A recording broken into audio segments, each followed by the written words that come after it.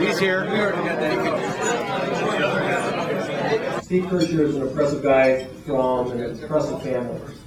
And I really got to tell you, the state of Michigan and the golf industry in Michigan is so fortunate to have the Kircher family here doing the things that they have done for so many years so well, and hopefully for many, many more years. I just want to say thanks for all the players for playing and attending, and for all the GAM people.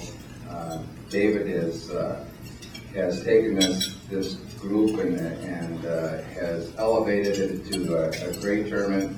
Myself, being a golf professional, I've seen a lot of tournaments, and from the Michigan PGA, participating and running the tournaments, and GAM does a fantastic job, as good as anybody can do, and probably better than my association.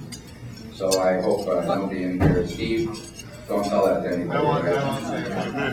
But they've done a terrific job. The course setup is terrific, all but one hole. We're here at the 95th Michigan Amateur Championship with Steve Kircher, because we're here at Boyne Highlands, and they played the Heather. And we're also here with Corey Mahoney, who won this in 2002 and is medalist so far in this tournament. Steve, you yourself played in this tournament. What was it like playing in this tournament? Well, it was obviously a great tradition to be here and be part of this tournament, but hosting the Michigan Amateur, which is the most prestigious of all the events, I think, in the state. They have great players like him and others that have obviously walked the Michigan Amateur fairways over the years. It's really an honor to be a part of it. Well, Steve, you're a pretty good stick. You did quite well, I thought. You know, I've got a full-time job, but a couple days of play, I got it going a little bit. Steve, we noticed you were wearing a really interesting cap. It wasn't exactly a baseball cap yesterday on your second round. Tell us about that hat.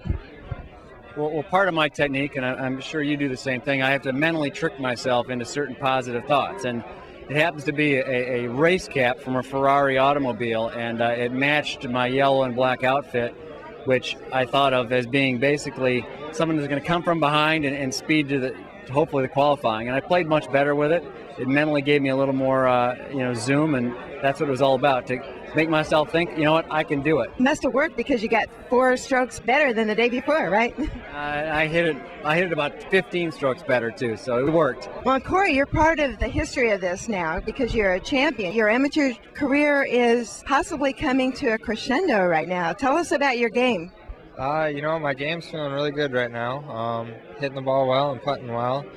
I really wanted to come back to this tournament and have another good showing, just to kind of end on a good note, because this tournament is very special to me, having won it right out of high school.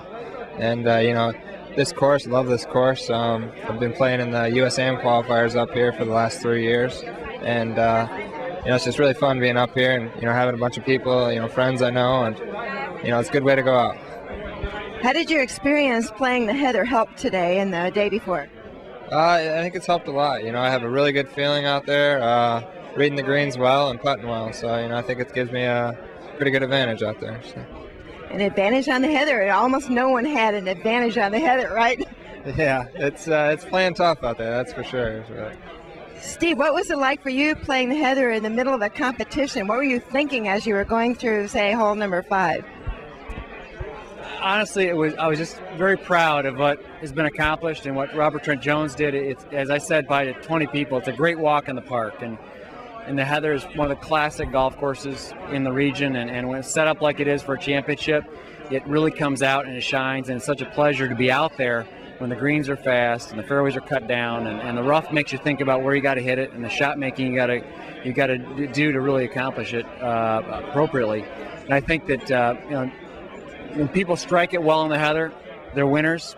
When they're a little bit off, it certainly punishes you, and it's great to see the cream rise on the top like it is. One of the great lines about the U.S. Open at Winged last week was a quote about, "We're not trying to punish the best players, we're trying to identify them." Corey, it looks like the heather has identified you as one of the great players since you're the medalist. Tell us what the pin placements were like. Pin placements are tough. A lot of trouble out there if you get on the wrong side of the hole. Slopes are really severe if you're trying to putt them, downhill. But they're fair. If you can pick the spots out correctly and hit them there, you're going to play well. And that's what I feel like I've been doing all week, and that's what I'm going to keep doing tomorrow. This is your last amateur event.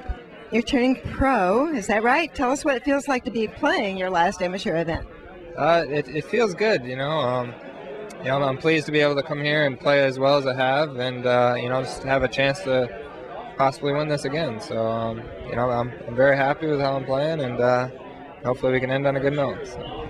Well, Corey, good luck on your professional career. We hope it's as good as your amateur one has been. Steve, just want to say congratulations to you for hosting such a prestigious event. One last thought from you. It's just a great honor to have the Michigan Amateur, and hopefully we'll have them back in not too distant future.